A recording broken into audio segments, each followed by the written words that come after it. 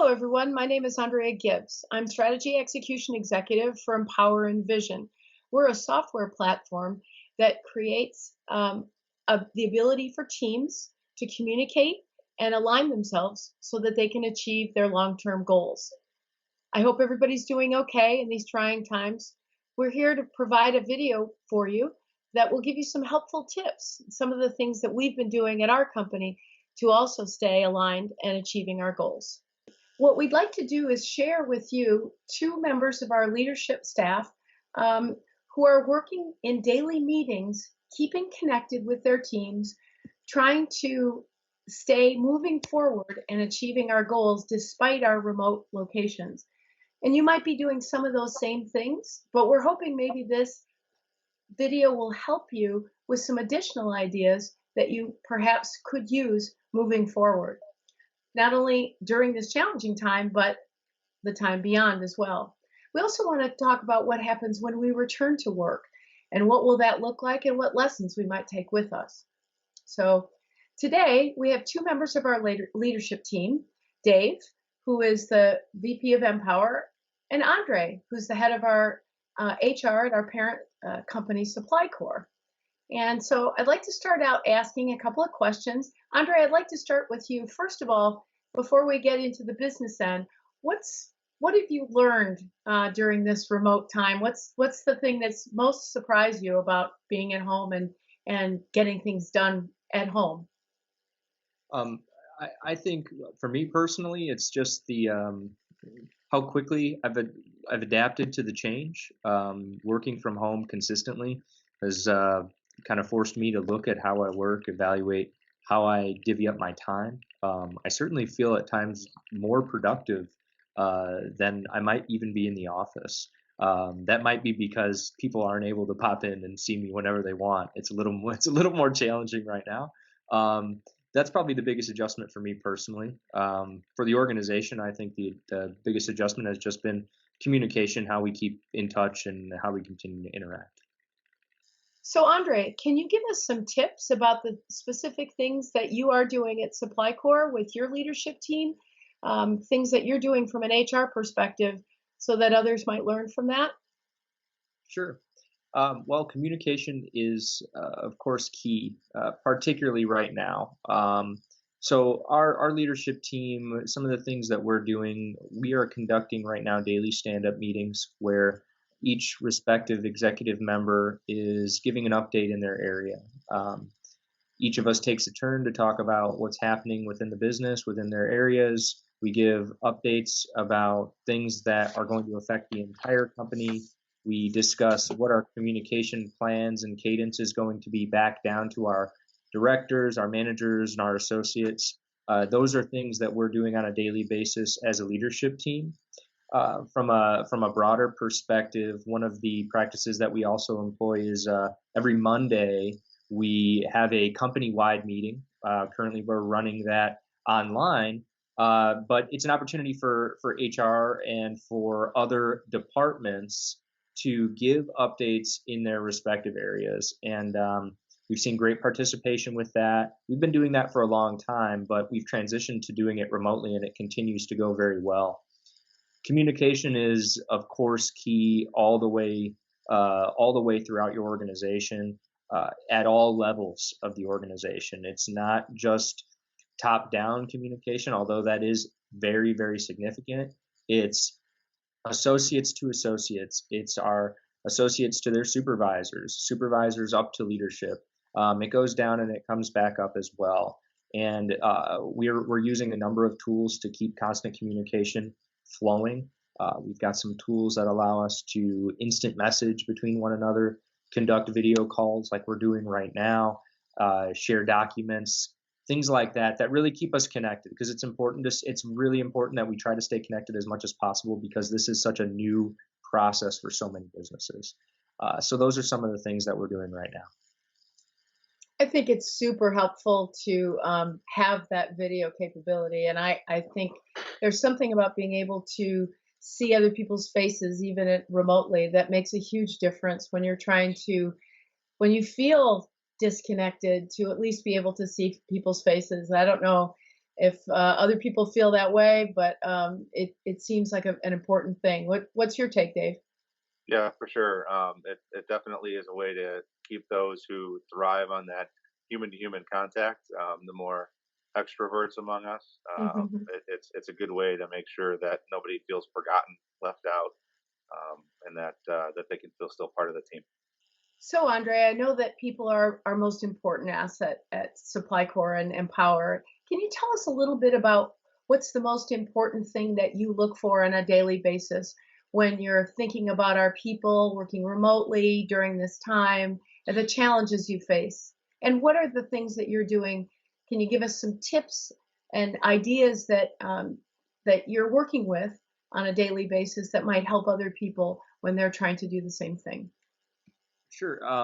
First and foremost, for us, and I think for many businesses, safety is the primary concern. Um, Safety for our staff that do not have the luxury of being able to work from home. While the majority of our workforce can, due to the nature of our operations, there are some of our staff that do not have this luxury and are still commuting to and from work in order to serve our customers' needs. And our first concern is obviously everyone's safety. That's why we made the quick transition to work from home. But we also are very concerned and want to stay on top of the most up to date guidelines from the CDC, from the World Health Organization, to make sure that our staff that are working on site in our physical locations are safe and they're following the most up to date practices. So that's monitoring and keeping them appraised of the social distancing requirements by the CDC, putting in place our own sanitation requirements, how we want them disinfecting areas, things like that. Those are things that have really been front of our mind to make sure that they're getting clear direction from our headquarters on all the necessary precautions.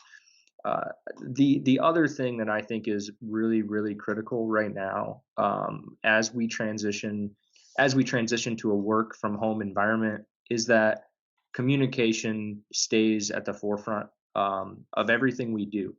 Communication from our leadership team, communication from our management teams, and then communication between associates, managers, associates, and associates. We're fortunate we have the tools to do that, and I understand that there are many businesses who might not have the tools. And if you are one of those businesses that is not as prepared to work remotely, think of the ways that you can keep in touch with your team. Many people are looking for some kind of response from their headquarters, from their leadership, some kind of update. I think a lot of folks are looking for direction, and anything you're doing to increase the communication within your organization is going to help, especially during this time. Great. Thanks a lot, Andre. I'm going to move to Dave here and kind of want to talk to you a little bit, Dave, about technology. What are you keeping your eye on in the pulse of technology? What's been your outlook regarding people's productivity, and what are the realistic expectations that companies can have when their employees are working remotely with regards to productivity? Sure. Yeah, I think the answer for realistic expectations is going to be different depending upon every organization and what they kind of went into this challenge with. Some are have been really well positioned. They maybe have a geographically distributed workforce today. They have the technology in place to work from home to communicate. Others either have associates that cannot because of their job, or there are essential businesses where the people have to be in to the office no matter what.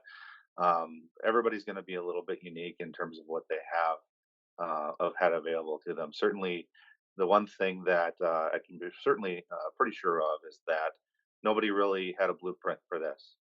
You try to do your best with disaster planning and business continuity planning, and I've heard a rumor that the U.S. government, someplace deep down in a vault, has a plan for when the zombie apocalypse hits us. But I don't think anybody plans to have our entire country shut down for the length of time that we have, from schools to businesses to parks and recreation.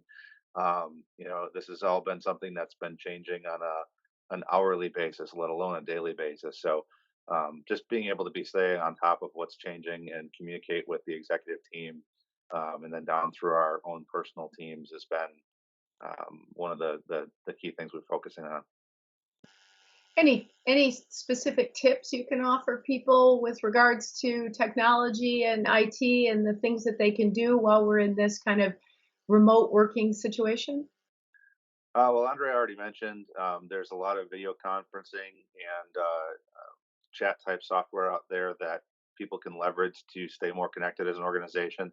I think also if you're going to transition, if you haven't yet transitioned to a major work from home initiative, and if you have to start thinking about that as an organization, or if you maybe have only done so with a portion of your workforce, you really have to take a look and say, what are the roles we have across the organization? What are the systems that they need access to? What systems are we able to make available remotely, maybe via the cloud, versus requiring somebody to be physically logged into your organization's network to access? It starts out with an internal assessment, and most organizations have probably done that already. But certainly that helps from that standpoint. Once you have that identified, it opens up opportunities that you might want to look at versus for different software that can support those different needs. What's the thing you've learned most about yourself with all this remote learning? What's surprised you, or remote learning, remote working? What surprised you the most about being at home all the time? I think remote learning is probably an apt description as well. I learn a lot about myself and quite honestly about the patterns of how my kids move throughout the day at the house. I think finding a good space to work certainly is a challenge for everybody. Having your pets come and decide they want your attention in the middle of a big corporate meeting is certainly fun. Just we find out a lot about how we operate together as human beings. I think that's very true. I can actually say that I would probably like in the middle of a big meeting, I would probably sit in my lap. It'd probably keep me calmer. What do you think? Yeah, sure. Okay. One of the things I wanted to briefly talk about with both of you is what do you envision coming back to? How will coming back, what will coming back look like? And what are the things that we can do to prepare ourselves when we do come back? Andre, how about you? Well, I think this is a wonderful opportunity for businesses who have made this transition to work remotely to evaluate the different positions that they have within the company to see what positions really can work from home and how effectively can they work from home, and can businesses start to look at that in creative ways. Can they start to use work from home as a benefit offering? Is there a way to use work from home options to save costs on rent, whatever it may be in a traditional office setting? So I think there's a lot of evaluation that's going to take place after this is all over. And I think it'll be better because the majority of folks really have not had this experience on a consistent basis. And I think it's gonna make businesses more fluid. I think it's gonna make them more agile. And I'm looking forward to the changes that we see coming from it as we evaluate the effectiveness of all this when the crisis is over. Dave, from a technology standpoint, obviously you and your teams will be integral to getting people to be working from home more remotely more of the time. Can you share a little bit about what that might look like from an IT perspective? I think much like Andre said, it's going to open up a good opportunity for us to evaluate what worked and what didn't work about working from home or working remotely.